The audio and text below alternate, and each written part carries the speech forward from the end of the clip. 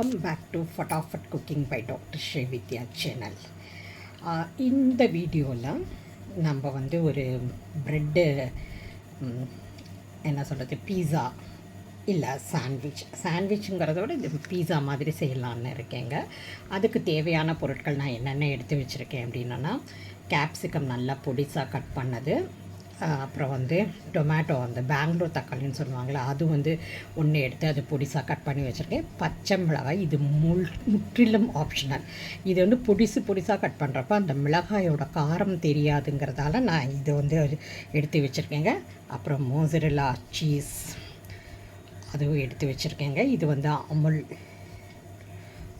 அதே மாதிரி பட்டர் ப்ரெட்டை வந்து இது பண்ணுறதுக்கு, அப்புறம் வந்து ரெட் சில்லி சாஸு, அப்புறம் டொமேட்டோ, அப்புறம் வீட் ப்ரெட்டு, அப்புறம் சஃபோலா, மயோனீஸ், எக்லெஸ். ஸோ இதெல்லாம் தாங்க தேவையான பொருட்கள். வாங்க இதை எப்படி செய்யலாங்கிறத பார்க்கலாம். ஃபஸ்ட்டு நம்ம எவ்வளோ பேர் செய்ய போகிறோமோ அதுக்கு தகுந்த மாதிரி நம்ம வந்து ப்ரெட்டை எடுத்து வச்சுருக்கோங்க. அதில் வந்து அமுல் பட்டரை வந்து நான் யூஸ் பண்ணியிருக்கேன். இது வந்து அன்சால்ட்டட் அமுல் பட்டர். ஸோ இது வந்து இது பண்ணிவிட்டு இந்த சைடு தான் நம்ம இப்போ டோஸ்ட் பண்ணி எடுத்துக்க போகிறோம். டோஸ்ட் பண்ணி எடுத்ததுக்கப்புறம் தான் நம்ம வெஜிடபிள்ஸு ஃபில்லிங் பண்ண போகிறோங்க. இப்போ நம்ம தவாவை சூடு பண்ணி இந்த ப்ரெட்டை வந்து நம்ம டோஸ்ட் பண்ணி எடுத்துக்க போகிறோம். ஒரு சைடு மீடியம் ஃப்ளேமில் வைக்கணும், ரொம்ப வந்து கருகிடக்கூடாது. அதுதான் ரொம்ப ரொம்ப இம்பார்ட்டண்ட்டு.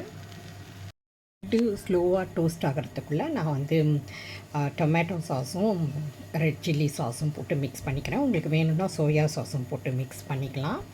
அதெல்லாமே மிக்ஸ் பண்ணிவிட்டு நம்ம அந்த ப்ரெட்டு ஃப்ரை பண்ணியிருக்கோம் இல்லையா, அந்த சைடில் நம்ம வந்து இதை தடவ போகிறோம்.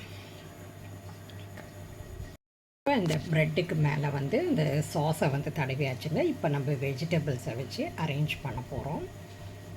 இது ஸ்வீட் கார்னும் சேர்த்துக்கிட்டோன்னா ரொம்ப டேஸ்ட்டாக இருக்கும். எனக்கு இன்றைக்கி ஸ்வீட் கார்ன் கிடைக்கல, அதனால் நான் வந்து ஸ்வீட் கார்னை வந்து சேர்த்துக்கலைங்க. இப்போ நம்ம வெஜிடபிள்ஸையும் நம்ம ஃபில் பண்ணிட்டோங்க. இப்போ வந்து நம்ம சீஸ் இருக்கு இல்லையா, அதை வந்து நம்ம அரேஞ்ச் பண்ணிக்க போகணும். உங்கள் அந்த குவான்டிட்டி ஆஃப் த சீஸ் உங்களுக்கு எவ்வளோ பிடிக்குதோ அந்த அளவுக்கு நீங்கள் வந்து யூஸ் பண்ணிக்கலாம். நான் இன்றைக்கி 2 பீஸ் வந்து வச்சுருக்கேன். ஸோ இது வச்சதுக்கப்புறம் நம்ம வந்து இது ஃப்ரை பண்ணாத ப்ரெட் இருக்கு இல்லையா, அதை தூக்கி மூடிட்டு ஸ்லோ ஃப்ளேமில் மூடி போட்டு வேக வைக்கணுங்க. ஒரு 3 மினிட்ஸ் வச்சிங்கன்னா சுவையான ப்ரெட் பீஸா ரெடி ஆகிடும். இப்போ தவாவில் அடுக்கிட்டு நம்ம மூடி போட்டு ஒரு 3 மினிட்ஸ் வேக வைக்க போகிறோம். மீடியம் ஃப்ளேமில் அல்லது லோ ஃப்ளேமில். பீஸா ரெடி ஆகிடுச்சுங்க. நல்லா இதில் சீஸ் எல்லாம் மெல்ட் ஆகி வந்துருச்சு. இப்போ நம்ம எடுத்து சாப்பிட்லாம். இதே போல் உங்கள் குழந்தைங்களுக்கும் நீங்கள் செஞ்சு கொடுத்து பாருங்கள். அப்புறம் அந்த கடையில் விற்கிற பீஸாவுக்கே போக மாட்டாங்க. நம்மளும் எக்கனாமிக்கலாக நம்ம பீஸா செஞ்சு சாப்பிட்லாம். ஏன்னா பீஸா பேஸில் முக்கால்வாசி மைதா தான் இருக்குது.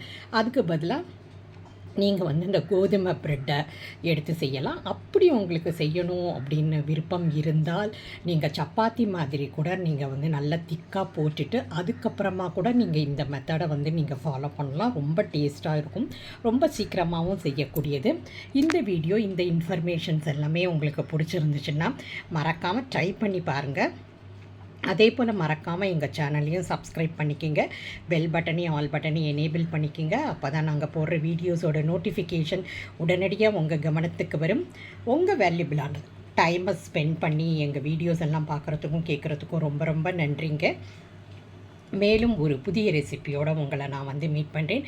அது வரைக்கும் உங்களிடமிருந்து விடை பெறுவது உங்கள் டாக்டர் ஸ்ரீவித்யா. நன்றி, வணக்கம்.